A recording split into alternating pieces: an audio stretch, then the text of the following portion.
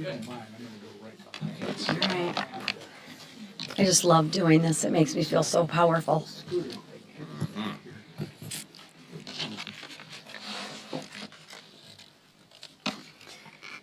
Well, good morning, everybody. Hope you all had a good weekend. And let me start this morning by reminding you of Democrats' crazy spending spree for nearly 4 years. And I'm just going to give you a couple facts. These aren't opinions. These are actual facts. $22 billion from Biden's HHS to provide free housing and cars for illegals, right? We don't have any homeless vets that need housing or cars. We'll give that $22 billion to the illegals. Okay, $45 million for DEI scholarships in Burma. Probably would like to have some American students that would like those scholarships, but we'll give those to DEI scholarships for people in Burma. How about $40 million to improve the social and economic inclusion of migrants? Now this one's really important. The Biden administration thought it was really important to spend $20 million for Sesame Street in the Middle East. Okay. $8 million, get this, $8 million to make mice transgender. Why? Well, that's a good use of taxpayer dollars, right? Ask yourself, what exactly are we doing here? The Democrats are now making sure that we spend dollars on transgender mice, to make mice transgender. I can think of some other reasons to use $8 million. Maybe the homeless, maybe some housing, maybe some veterans. No, they'll prioritize $8 million to make mice transgender. Okay. Under Biden, federal agencies handed out taxpayer dollars with weak oversight, loose control, and almost no accountability. Since his inauguration, however, President Trump and House Republicans have been taking practical, common sense steps to combat government's waste, fraud, and abuse. And this week, we're continuing to pass legislation to make sure your tax dollars are well spent, and those who abuse your tax dollars are actually held accountable, because Republicans know how hard you work for those tax dollars. It should be simple. It's common sense. But I'm afraid my colleagues on the other side of the aisle have forgotten the meaning of that and that concept. Common sense says that if someone steals taxpayer dollars, they should be prosecuted. I think that makes sense. I think the average American who worked really hard for those taxpayer dollars and sees somebody abuse them would like to see consequence to that action. Crazy, right? Says people trying to stop fraud, waste, and abuse are the problem. Okay. Crazy says fraudsters should be protected. Crazy says the American people's hard-earned tax dollars should be given to criminals who are stealing their money. That's crazy. I mean, just look at what's unfolding in Minnesota. Sorry, Tom. Mr. Whip, sorry about that. This is an actual real-life case. Amy Bach was the executive and co-founder and executive director of Feeding Our Future, a Minnesota non-profit. She and her network stole $250 million intended to feed hungry children. Let me say that again. Money meant for hungry children was stolen by a fraudster who treated your taxpayer dollars like it was their own personal ATM machine. That is disgusting. And that's not a paperwork error. That's theft, and there's no way around it, period.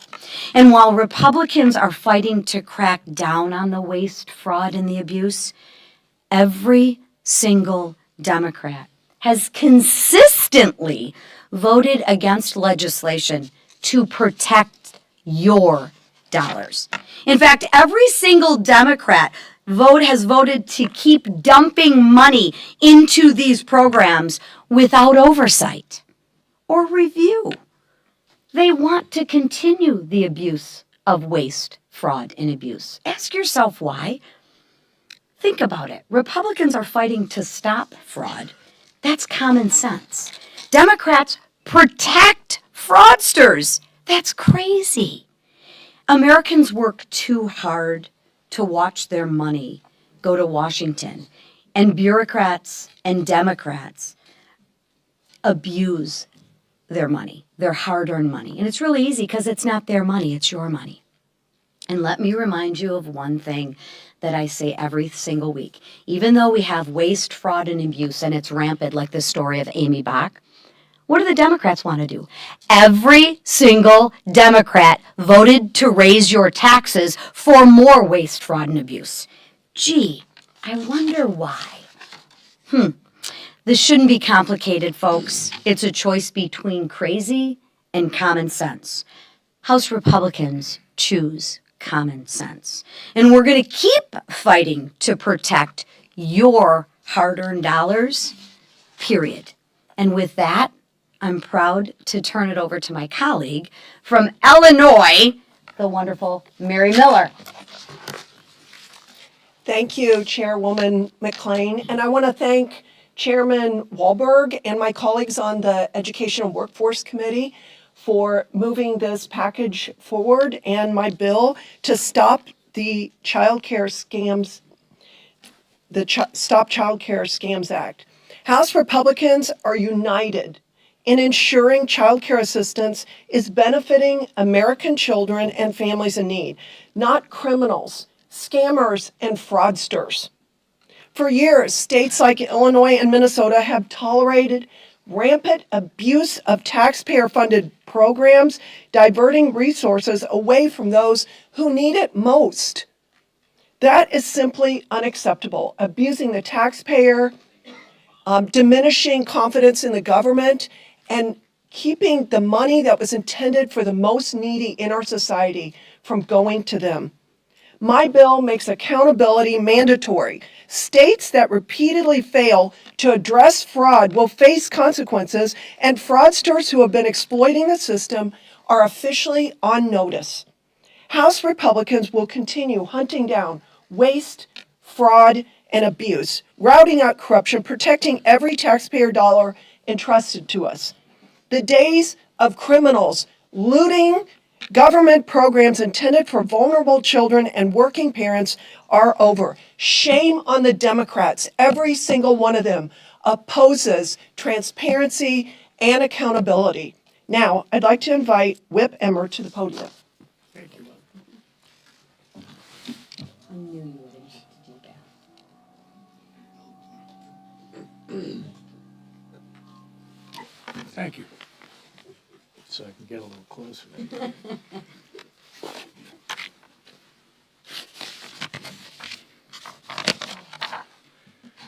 Thanks, Mary.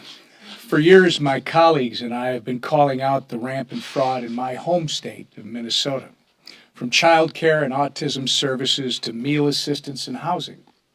Minnesota has been ground zero for fraud in our government programs. Government programs, as has been said already this morning by Lisa, which are intended for Americans in need.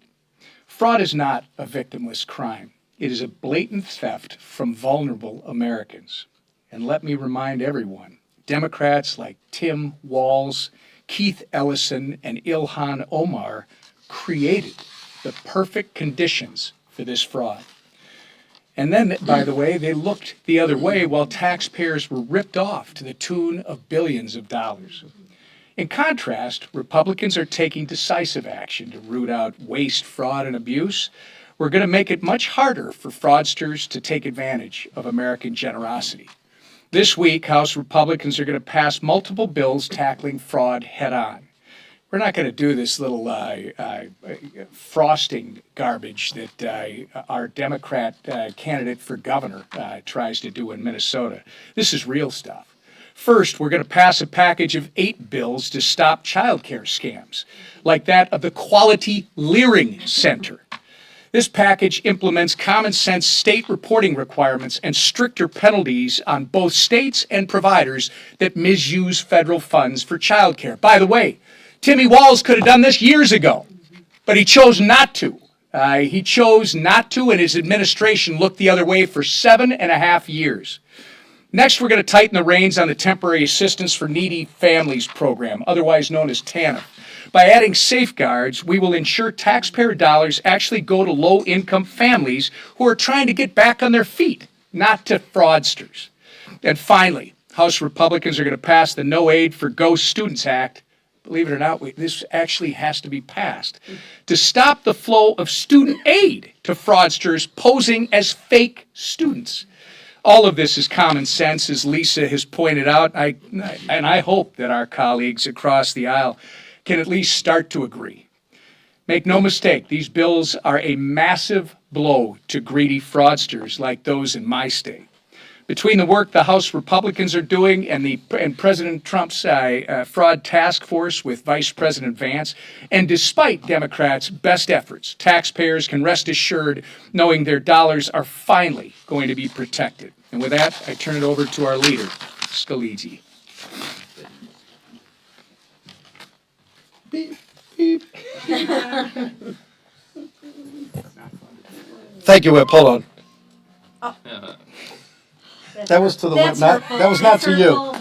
That was to the Whip. A direct shot. No, those of us in the Boot Caucus stick together. Governor Walz heard that one.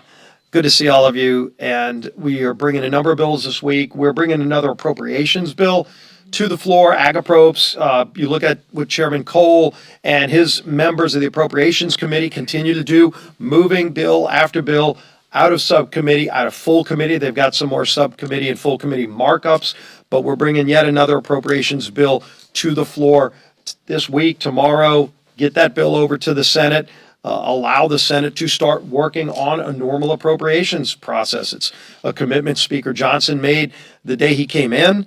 He's committed to continuing to follow through so that we don't end up with the Christmas omnibuses that seem to be a pattern around this place, a pattern that we broke. We broke it by getting back to doing the work of Congress, having these appropriations bills move through the process.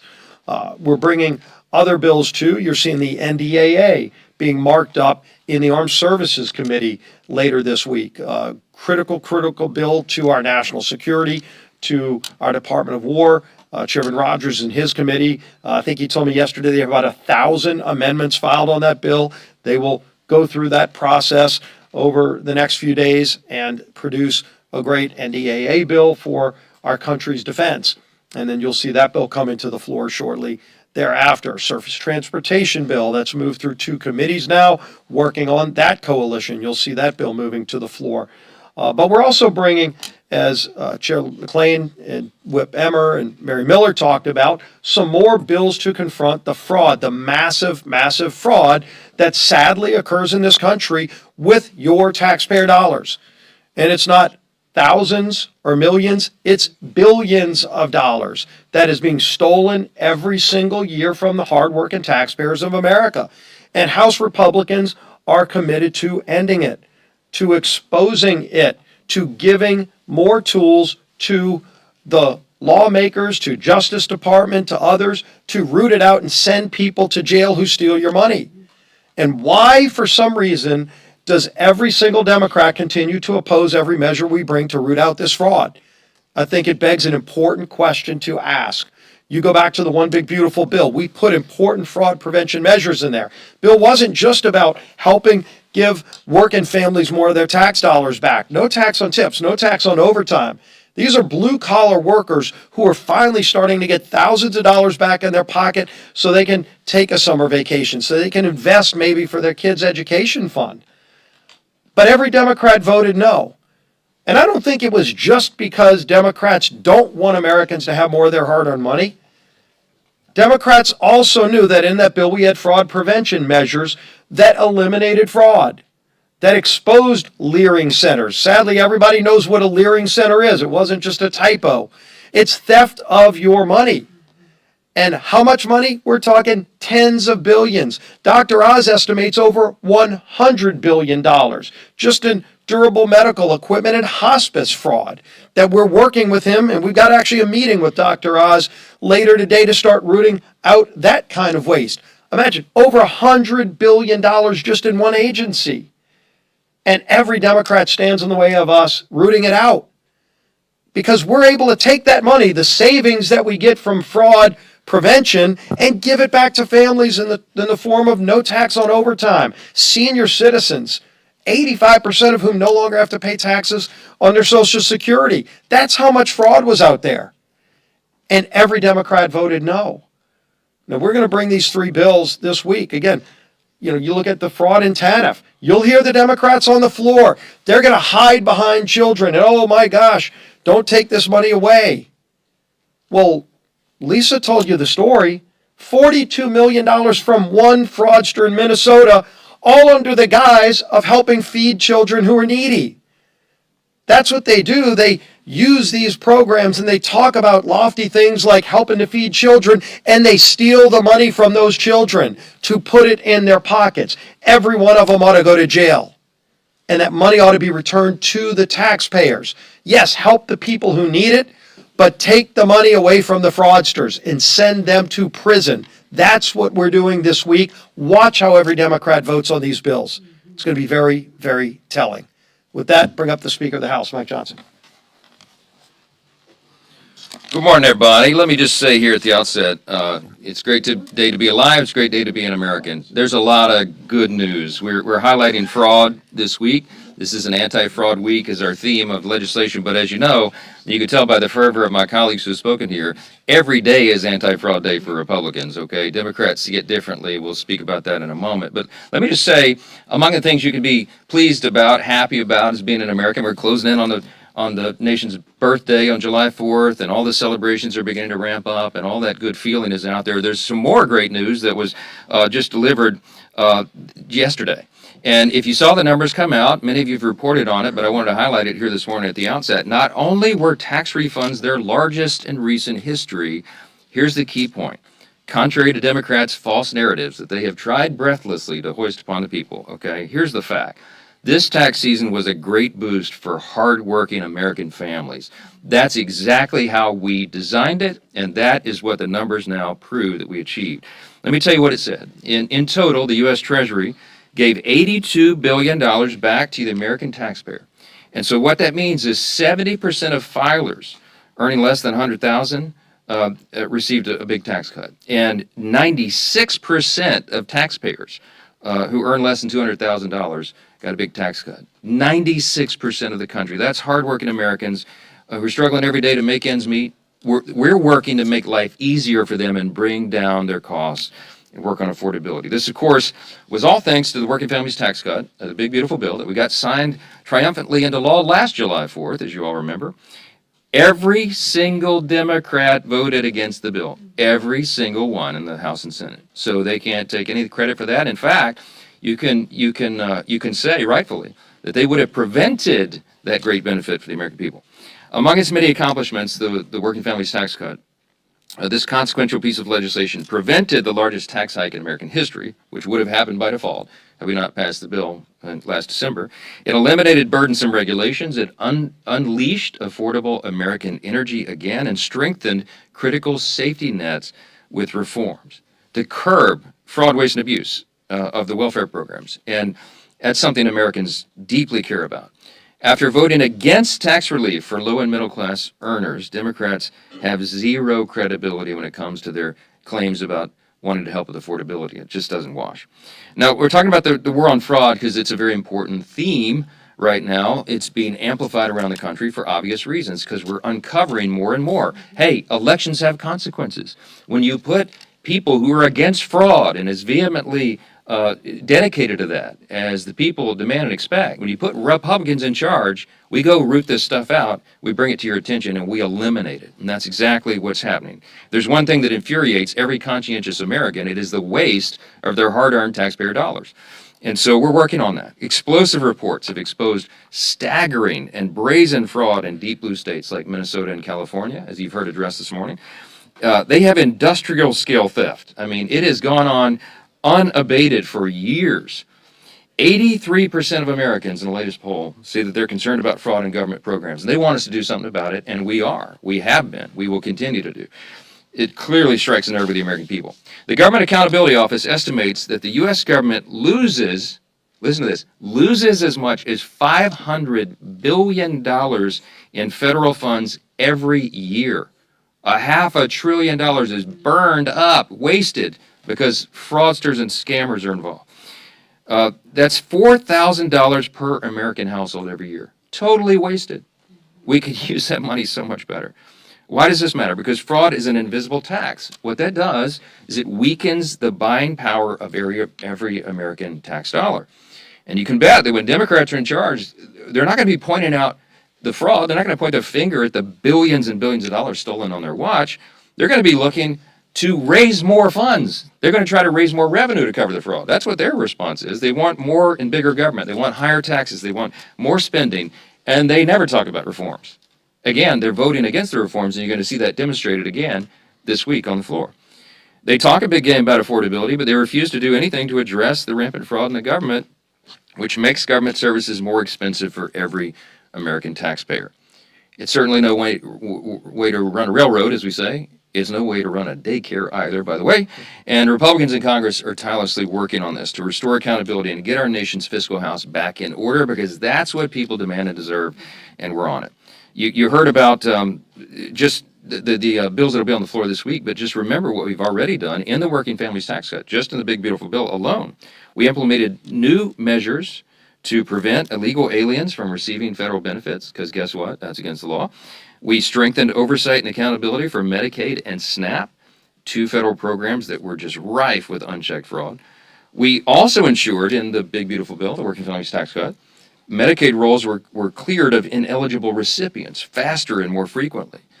We required states to check working age, able-bodied adults' eligibility twice per year instead of just once. And you know what? That's having the desired effect, saving billions and billions and billions of dollars. We also set our sights on eliminating duplicative enrollment in federal health programs, which cost taxpayers an estimated $14 billion annually. Just that line item, $14 billion annually wasted. For the first time, we conditioned Medicaid and SNAP eligibility on common sense work requirements. And so if you're an able-bodied man, for example, of working age and you don't have young children, our bill requires you for 20 hours a week, you got to be working or do job training or school or volunteering to receive federal health benefits. And you know what? That's about a 99% public opinion issue. The single common sense provision, just that one alone, is going to save taxpayers $300 billion over the next decade. So, look, we're not just talking about this, we're actually passing bills to do it. And you heard about what's on the floor this week to continue this theme. Fraud doesn't exist at the federal level only, of course. The states are the ones, in so many cases, that are the purveyors of federal funds for the services they administer at the state level. And so we have this trio of bills that you've heard about this week. We're going to close loopholes, crack down on abuse, hold negligent state leaders accountable. And this is what you get when you vote for good government. When Republicans are in charge, that's what we do. You've heard about some of the highlights just real quickly. We're going to put new guardrails on TANF funding, the temporary assistance for needy families, to mitigate improper payments and ensure states are paying their fair share for this critically important program. We're going to make sure the services get to the people who actually need and deserve it. They're not wasted and stolen by people by fraud. We're going to have additional measures to stop fraud and crime rings and so-called ghost students who are stealing federal student aid under fake or stolen identities. We're going to host a bunch of reforms that crack down on rampant abuse of child care dollars, withholding federal funds from states that repeatedly misuse them, like we saw in Minnesota, to strengthen fraud standards and state oversight. So much of that is going on. It will continue to go on, and we're going to hold these people accountable, and we're going to make sure that taxpayer dollars are spent well. Republicans are really proud of our work to address fraud, waste, and abuse in government, as you know, and we continue to go forward that. We're going to have a third reconciliation bill that comes up in the coming weeks, and you'll see further attention to it paid there. It was noted that the White House is dialed in on this 100%. The president has appointed someone as high as the vice president. So Vice President Vance is working on this as well. We're working alongside and in tandem with the White House, the executive branch, to make sure we're cracking down on this. It should transcend partisan politics.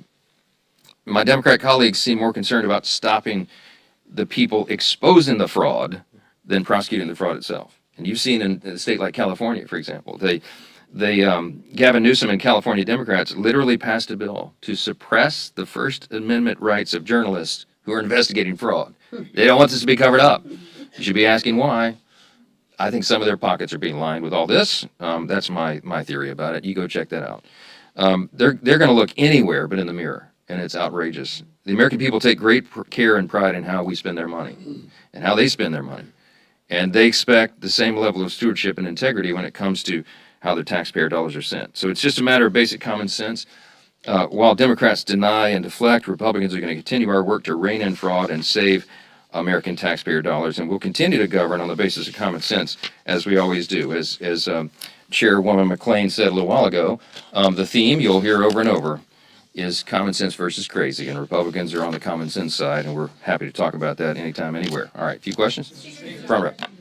Your colleague, Tom Kaine from New Jersey, hasn't voted in 3 months. He hasn't been seen in 3 months. He says he is dealing with a personal medical issue and has repeatedly said he'll return soon. How is it acceptable that a member of Congress can be missing without explaining to constituents what exactly is going on? Does he need to be more forthcoming, and how is that acceptable? I talked to Tom a couple of days ago, maybe Friday or Saturday. He's in good spirits, but as his public statement that went out yesterday explained, he's dealing with a health issue. He's under the care of healthcare providers, and they've told him he needs a little bit longer to recover. Now, that's all I can say. That's all he said. It's not a scandalous thing at all. People deal with health issues. Maybe that's a news flash for you, but even members of Congress get sick as well, right? He's dealing with that right now.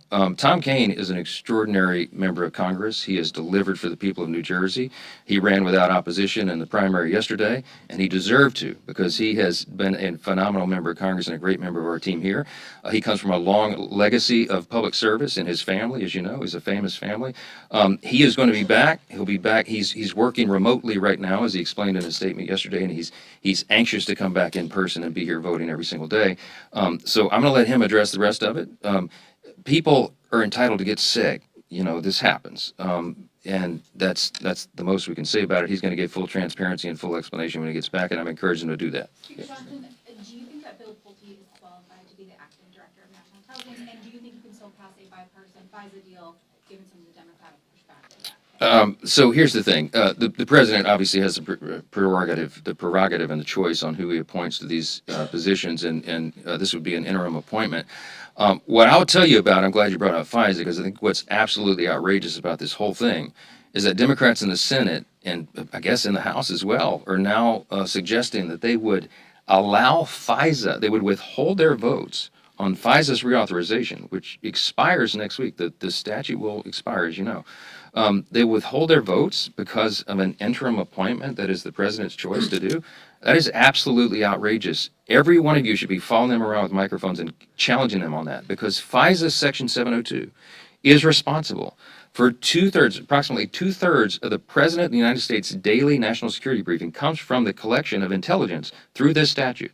We enacted it in Congress after 9/11. The reason we haven't had another 9/11 on our shores is because we have this critically important national security tool. It is the most important intelligence tool that we have. The idea that they would try to play politics right now because they don't like the president's choice of an appointment is absolutely stunning to me. But it shows to you one more time, as we say here weekly, this is not your father's Democrat Party. These are not reasonable leaders over here, okay? They will use pain for the American people for political purposes. And this is the latest example of it. I think it's absolutely outrageous. President Trump last week, when talking about Iran, said that he doesn't care about the midterms, and he does have these numerous building projects around D.C. He's very focused on foreign policy. While voters are concerned about cost of living, which most above all, do you feel like the president is focused enough on the midterms? Absolutely. I spent 3 hours with the president in the Oval Office on Monday. The vice president was there, Secretary of State was there, J.D. and Marco and I and the president. We talked about domestic policy almost the entire time. There's a lot going on in the world, but the president has his hands at the wheel. When he made the comment about the midterms, obviously you all saw, I'm sure you all saw the context. That has not been fully reported. They were asking him about Iran and negotiations for peace in that situation.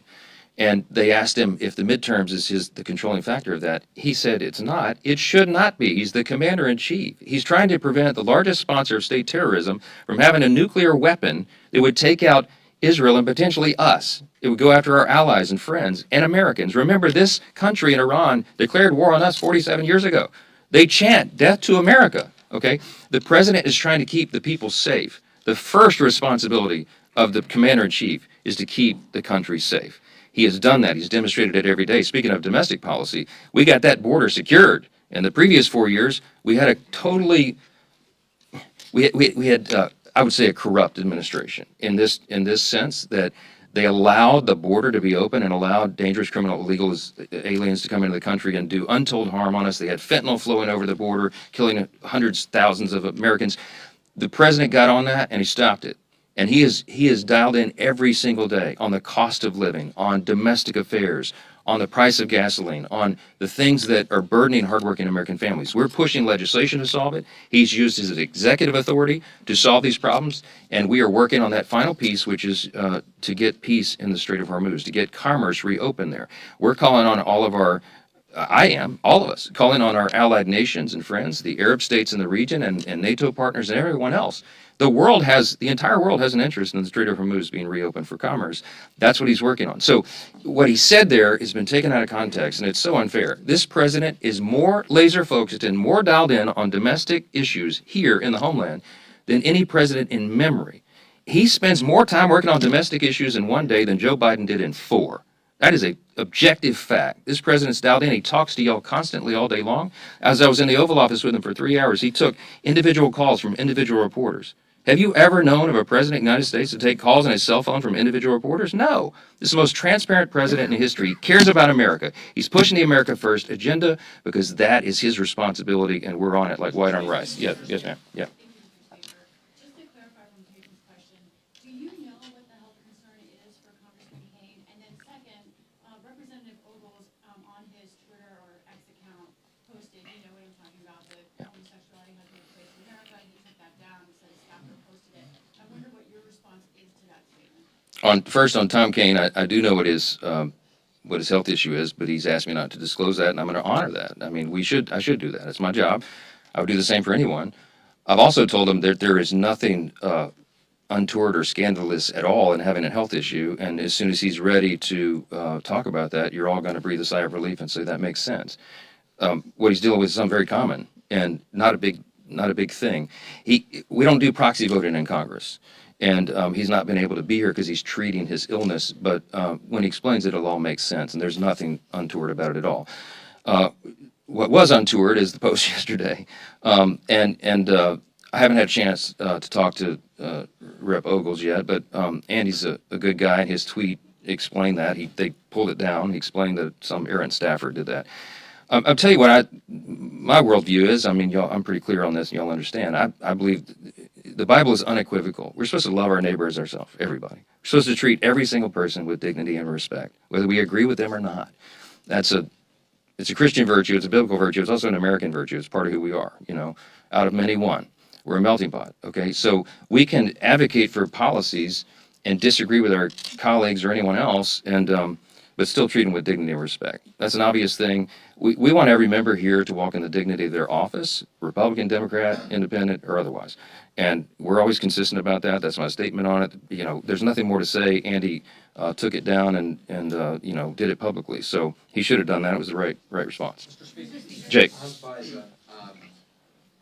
of all, I don't think he said it's interim. It's an acting role, but he's not said that he's going to appoint somebody. So I don't think. Well, acting is interim by definition, right? Okay, yeah.